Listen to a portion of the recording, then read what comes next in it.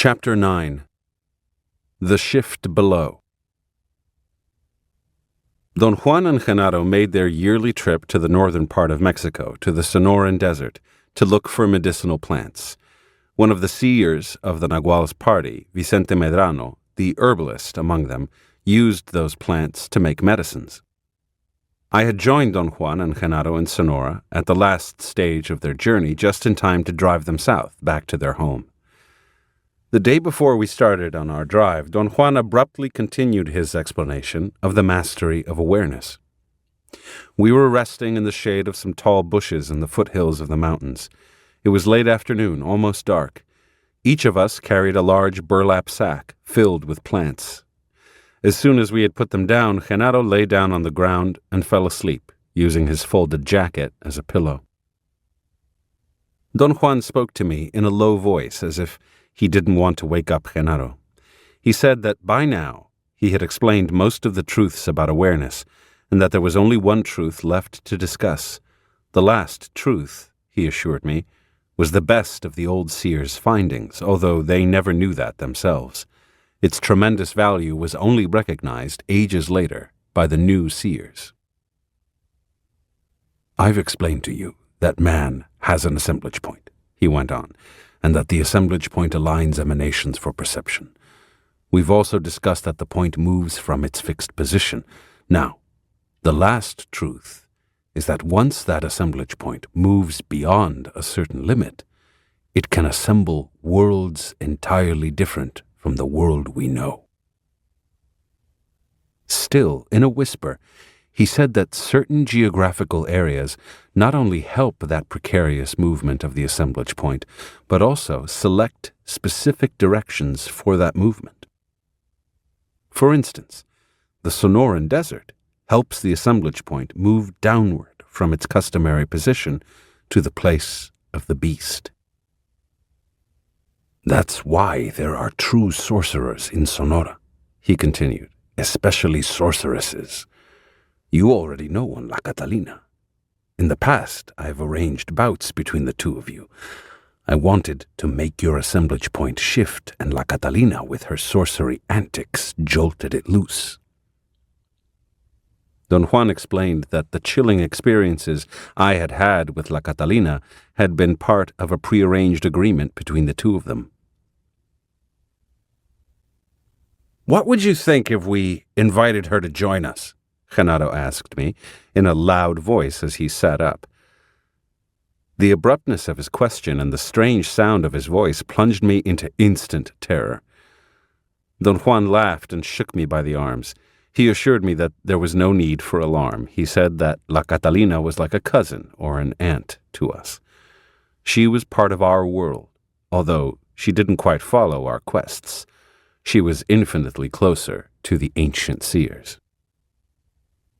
Genaro smiled and winked at me. "I understand that you've got hot pants for her," he said to me. "She herself confessed to me that every time you've had a confrontation with her, the greater your fright, the hotter your pants." Don Juan and Genaro laughed to near hysteria. I had to admit that somehow I had always found La Catalina to be a very scary but at the same time an extremely appealing woman. What impressed me the most about her was her exuding energy.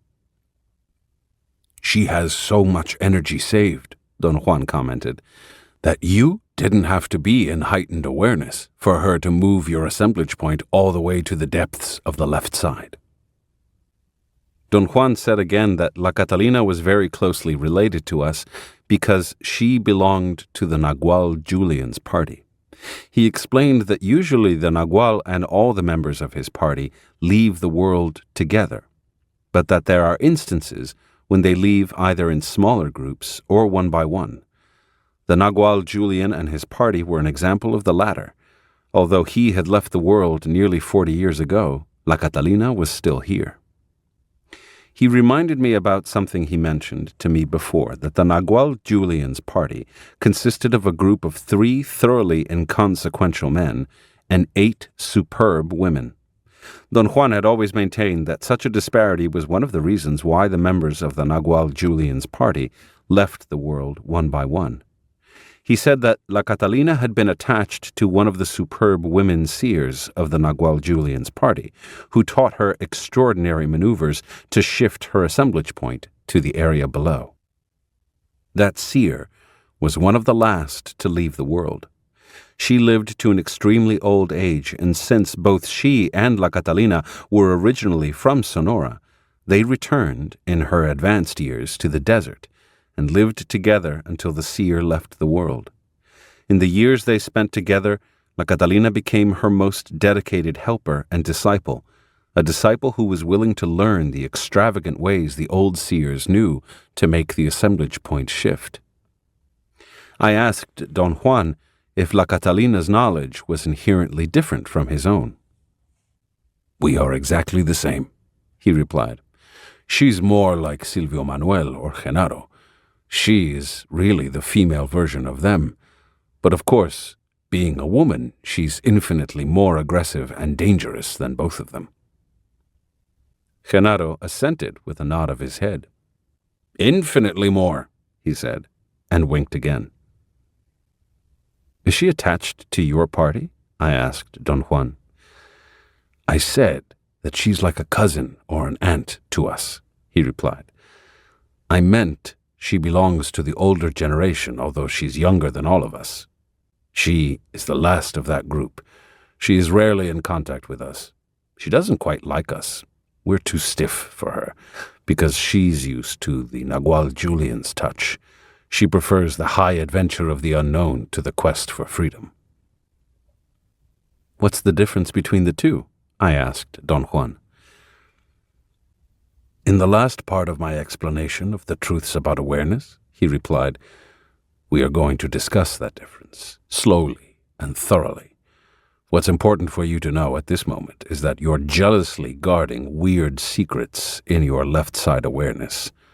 That is why La Catalina and you like each other."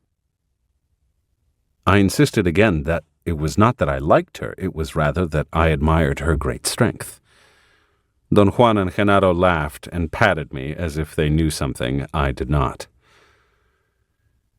"She likes you because she knows what you're like," Genaro said, and smacked his lips.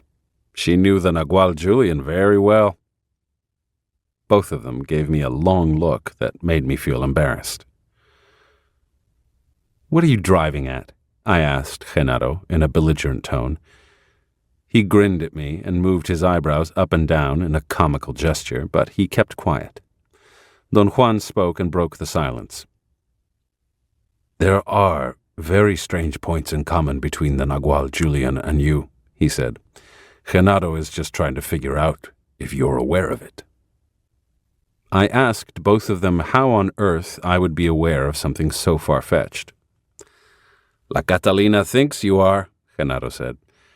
"She says so because she knew the Nagual Julian better than any of us here." I commented that I couldn't believe that she knew the Nagual Julian since he had left the world nearly 40 years ago. "La Catalina is no spring chicken," Genaro said. "She just looks young. That's part of her knowledge. Just as it was part of the Nagual Julian's knowledge. You've seen her only when she looks young. If you see her when she looks old, she'll scare the living daylights out of you."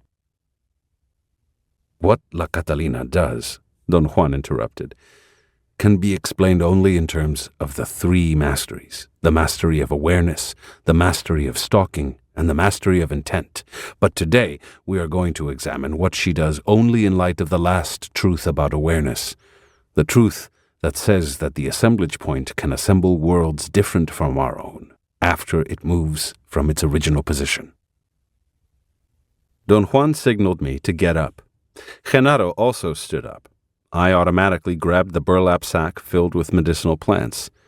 Genaro stopped me as I was about to put it on my shoulders. "Leave the sack alone," he said, smiling. "We have to take a little hike up the hill and meet La Catalina." "Where is she?" I asked. "Up there," Genaro said, pointing to the top of a small hill. "If you stare with your eyes half closed, you'll see her as a very dark spot against the green shrubbery." I strained to see the dark spot, but I couldn't see anything. "Why don't you walk up there?" Don Juan suggested to me. I felt dizzy and sick to my stomach. Don Juan urged me with a movement of his hand to go up, but I didn't dare move. Finally, Genaro took me by the arm, and both of us climbed toward the top of the hill. When we got there, I realized that Don Juan had come up right behind us. The three of us reached the top at the same time. Don Juan very calmly began to talk to Genaro. He asked him if he remembered the many times the Nagual Julian was about to choke both of them to death because they indulged in their fears. Genaro turned to me and assured me that the Nagual Julian had been a ruthless teacher. He and his own teacher, the Nagual Elias, who was still in the world then, used to push everyone's assemblage points beyond a crucial limit and let them fend for themselves. I once told you that the Nagual Julian recommended us not to waste our sexual energy, Genaro went on. He meant that for the assemblage point to shift, one needs energy. If one doesn't have it, the Nagual's blow is not the blow of freedom, but the blow of death. Without enough energy, Don Juan said, the force of alignment is crushing. You have to have energy to sustain the pressure of alignments, which never take place under ordinary circumstances. Genaro said that the Nagual Julian was an inspiring teacher. He always found ways to teach and, at the same time, entertain himself. One of his favorite teaching devices was to catch them unawares once or twice in their normal awareness and make their assemblage points shift. From then on, all he had to do to have their undivided attention was to threaten them with an unexpected Nagual's blow. The Nagual Julian was really an unforgettable man, Don Juan said. He had a great touch with people. He would do the worst things in the world, but done by him, they were great. Done by anyone else, they would have been crude and callous. The Nagual Elias, on the other hand, had no touch, but he was indeed a great, great teacher. The Nagual Elias was very much like the Nagual Juan Matus, Genaro said to me. They got along very fine, and the Nagual Elias taught him everything without ever raising his voice or playing tricks on him. But the Nagual Julian was quite different, Genaro went on, giving me a friendly shove. I'd say that he jealously guarded strange secrets in his left side, just like you. Wouldn't you say so? He asked Don Juan. Don Juan didn't answer, but nodded affirmatively. He seemed to be holding back his laughter. He had a playful nature, Don Juan said, and both of them broke into a great laughter. The fact that they were obviously alluding to something they knew made me feel even more threatened. Don Juan matter-of-factly said that they were referring to the bizarre sorcery techniques that the Nagual Julian had learned in the course of his life. Genaro added that the Nagual Julian had a unique teacher besides the Nagual Elias, a teacher who had liked him immensely and had taught him novel and complex ways of moving his assemblage point. As a result of this, the Nagual Julian was extraordinarily eccentric in his behavior. Who was that teacher, Don Juan? I asked. Don Juan and Genaro looked at each other and giggled like two children. That is a very tough question to answer, Don Juan replied. All I can say is that he was the teacher that deviated the course of our line. He taught us many things, good and bad, but among the worst, he taught us what the old seers did. So, some of us got trapped. The Nagual Julian was one of them, and so is La Catalina. We only hope that you won't follow them. I immediately began to protest. Don Juan interrupted me. He said that I didn't know what I was protesting. As Don Juan spoke, I became terribly angry with him and Genaro. Suddenly, I was raging, yelling at them at the top of my voice. My reaction was so out of tone with me that it scared me. It was as if I were someone else. I stopped and looked at them for help. Genaro had his hands on Don Juan's shoulders, as if he needed support. Both of them were laughing uncontrollably. I became so despondent I was nearly in tears. Don Juan came to my side. He reassuringly put his hand on my shoulder. He said that the Sonoran Desert, for reasons incomprehensible to him, fostered definite belligerence in man or any other organism. People say that it's because the air is too dry here, he continued, or because it's too hot.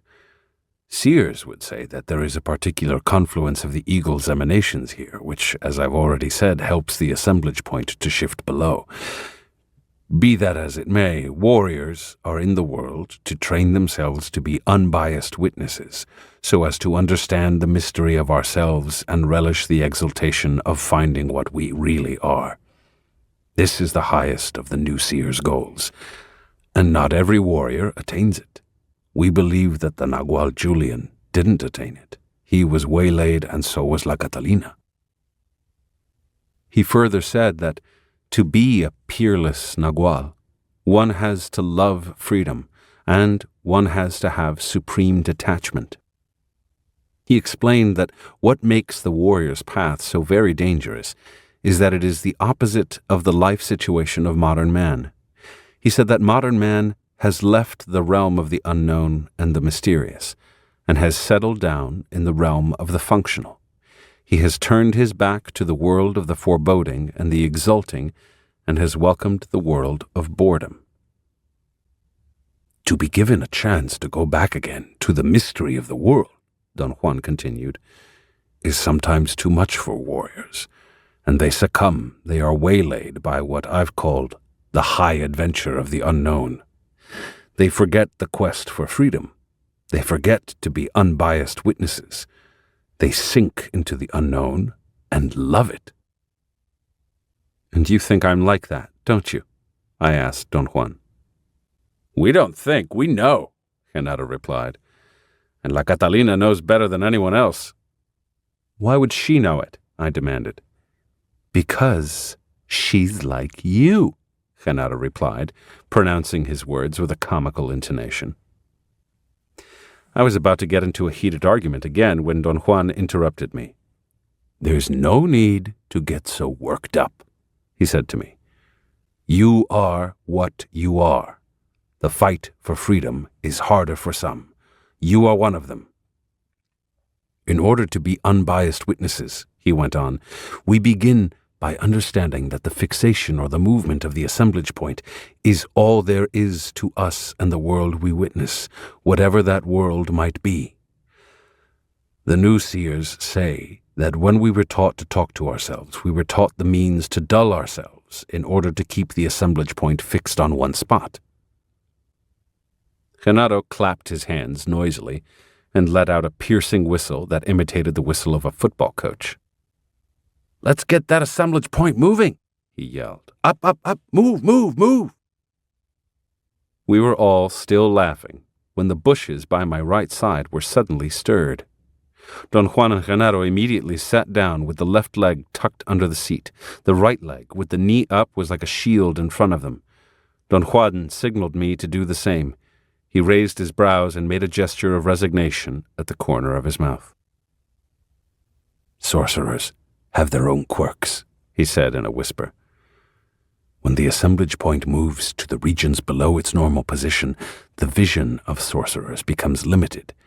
If they see you standing, they'll attack you. The Nagual Julian kept me once for 2 days in this warrior's position, Genaro whispered to me. I even had to urinate while I sat in this position. And defecate, Don Juan added. Right, Genaro said. And then he whispered to me, as if on second thought, I hope you did your caca earlier. If your bowels aren't empty when La Catalina shows up, you'll shit in your pants, unless I show you how to take them off. If you have to shit in this position, you've got to get your pants off. He began to show me how to maneuver out of my trousers. He did it in a most serious and concerned manner. All my concentration was focused on his movements. It was only when I had gotten out of my pants that I became aware that Don Juan was roaring with laughter. I realized that Genaro was again poking fun at me. I was about to stand up to put on my pants when Don Juan stopped me. He was laughing so hard that he could hardly articulate his words. He told me to stay put, that Genaro did things only half in fun, and that La Catalina was really there behind the bushes. His tone of urgency in the midst of laughter got to me. I froze on the spot. A moment later, a rustle in the bushes sent me into such a panic that I forgot about my pants. I looked at Genaro. He was again wearing his pants. He shrugged his shoulders. "I'm sorry," he whispered. "I didn't have time to show you how to put them back on without getting up." I didn't have time to get angry or to join them in their mirth. Suddenly, right in front of me, the bushes separated, and a most horrendous creature came out. It was so outlandish, I was no longer afraid. I was spellbound. Whatever was in front of me was not a human being. It was something not even remotely resembling one. It was more like a reptile, or a bulky, grotesque insect, or even a hairy, ultimately repulsive bird. Its body was dark and had coarse, reddish hair. I couldn't see any legs, just the ugly, enormous head. The nose was flat, and the nostrils were two enormous lateral holes. It had something like a beak with teeth. Horrifying as that thing was, its eyes were magnificent. They were like two mesmeric pools of inconceivable clarity. They had knowledge. They were not human eyes or bird eyes or any kind of eyes I had ever seen.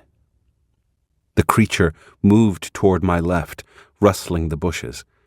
As I moved my head to follow it, I noticed that Don Juan and Genaro seemed to be as spellbound by its presence as I was. It occurred to me that they had never seen anything like that either. In an instant, the creature had moved completely out of sight. But a moment later, there was a growl, and its gigantic shape again loomed in front of us. I was fascinated and at the same time worried by the fact that I was not in the least afraid of that grotesque creature. It was as if my early panic had been experienced by someone else. I felt at one moment that I was beginning to stand up. Against my volition, my legs straightened up, and I found myself standing up, facing the creature. I vaguely felt that I was taking off my jacket, my shirt, and my shoes. Then I was naked. The muscles of my legs tensed with a tremendously powerful contraction. I jumped up and down with colossal agility, and then the creature and I raced towards some ineffable greenness in the distance. The creature raced ahead of me, coiling on itself like a serpent, but then I caught up with it. As we speeded together, I became aware of something I already knew. The creature was really La Catalina. All of a sudden, La Catalina in the flesh was next to me. We moved effortlessly. It was as if we were stationary, only posed in a bodily gesture of movement and speed, while the scenery around us was being moved, giving the impression of enormous acceleration. Our racing stopped as suddenly as it had started, and then I was alone with La Catalina, in a different world. There was not a single recognizable feature in it. There was an intense glare and heat coming from what seemed to be the ground, a ground covered with huge rocks, or at least they seemed to be rocks. They had the color of sandstone, but they had no weight. They were like chunks of sponge tissue. I could send them hurling around by only leaning on them. I became so fascinated with my strength that I was oblivious to anything else. I had assessed in whatever way that the chunks of seemingly weightless material opposed resistance to me. It was my superior strength that sent them hurling around. I tried to grab them with my hands, and I realized that my entire body had changed. La Catalina was looking at me. She was again the grotesque creature she had been before, and so was I. I could not see myself, but I knew that both of us were exactly alike. An indescribable joy possessed me, as if joy were some force that came from outside me. La Catalina and I cavorted and twisted and played until I had no more thoughts or feelings or human awareness in any degree. Yet I was definitely aware. My awareness was a vague knowledge that gave me confidence. It was a limitless trust, a physical certainty of my existence, not in the sense of a human feeling of individuality, but in the sense of a presence that was everything. Then, everything came again into human focus, all at once. La Catalina was holding my hand. We were walking on the desert floor among the desert shrubs. I had the immediate and painful realization that the desert rocks and hard clumps of dirt were horribly injurious to my bare feet. We came to a spot clear of vegetation. Don Juan and Genaro were there. I sat down and put on my clothes. My experience with La Catalina delayed our trip back to the south of Mexico. It had unhinged me in some indescribable way.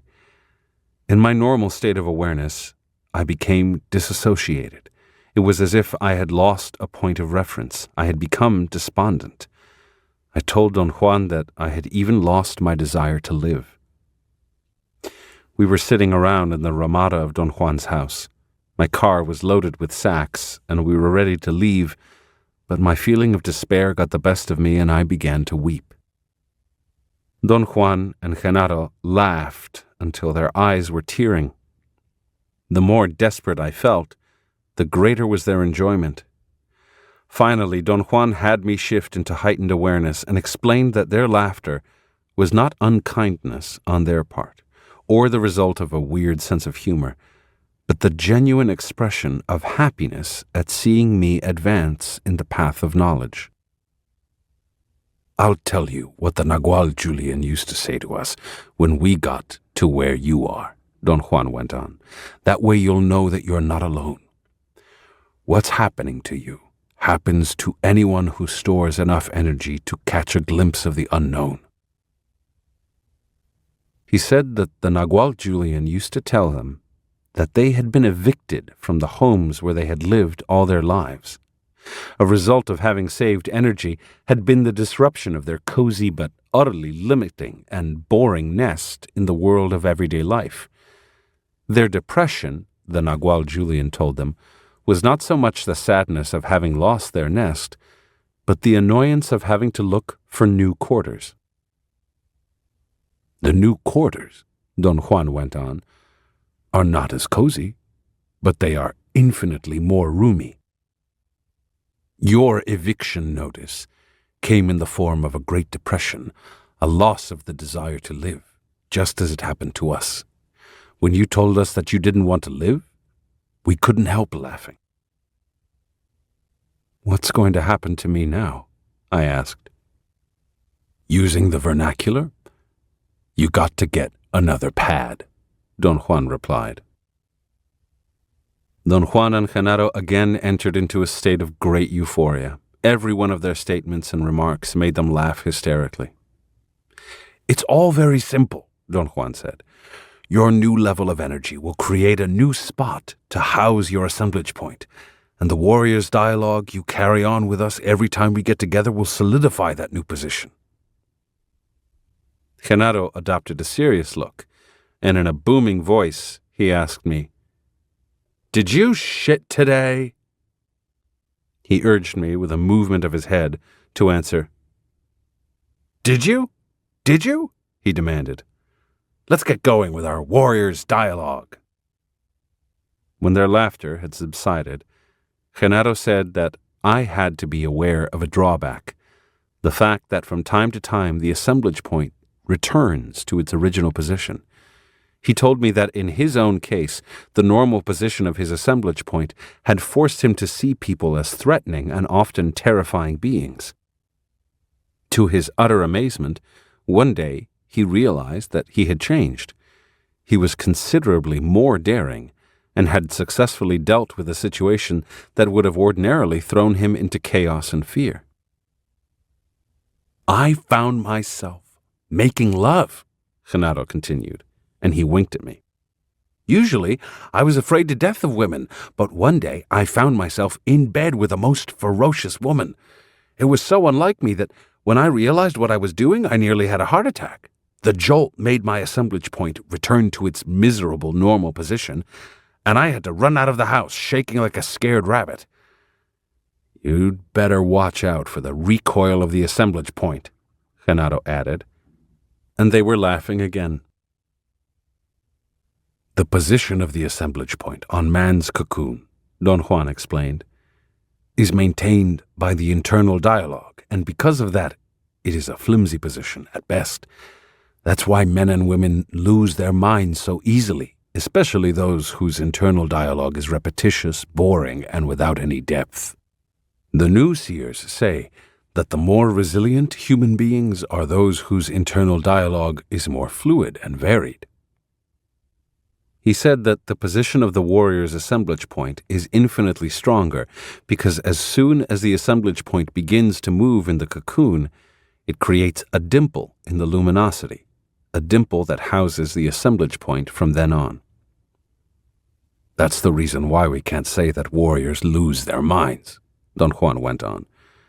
If they lose anything, they lose their dimple. Don Juan and Genaro found that statement so hilarious that they rolled on the floor laughing. I asked Don Juan to explain my experience with La Catalina, and both of them again howled with laughter. Women are definitely more bizarre than men, Don Juan finally said. The fact that they have an extra opening between their legs makes them fall prey to strange influences. Strange, powerful forces possess them through that opening. That's the only way I can understand their quirks. He kept silent for a while, and I asked what he meant by that. La Catalina came to us as a giant worm, he replied. Don Juan's expression when he said that, and Genaro's explosion of laughter, took me into sheer mirth. I laughed until I was nearly sick. Don Juan said that La Catalina's skill was so extraordinary that she could do anything she wanted in the realm of the beast. Her unparalleled display had been motivated by her affinity with me. The final result of all that, he said, was that La Catalina pulled my assemblage point with her. What did you two do as worms? Genaro asked, and slapped me on the back. Don Juan seemed to be close to choking with laughter. That's why I've said that women are more bizarre than men, he commented at last. I don't agree with you, Genaro said to Don Juan. The Nagual Julian didn't have an extra hole between his legs, and he was more weird than La Catalina. I believe she learned the worm bit from him. He used to do that to her. Don Juan jumped up and down, like a child who was trying to keep from wetting his pants. When he had regained a measure of calm, Don Juan said that the Nagual Julian had a knack for creating and exploiting the most bizarre situations. He also said that La Catalina had given me a superb example of the shift below. She had let me see her as the being whose form she had adopted by moving her assemblage point, and she had then helped me move mine to the same position that gave her her monstrous appearance. The other teacher that the Nagual Julian had, Don Juan went on, taught him how to get to specific spots in that immensity of the area below. None of us could follow him there, but all the members of his party did, especially La Catalina and the woman seer who taught her. Don Juan further said that a shift below entailed a view not of another world proper, but of our same world of everyday life, seen from a different perspective. He added that in order for me to see another world, I had to perceive another great band of the eagle's emanations.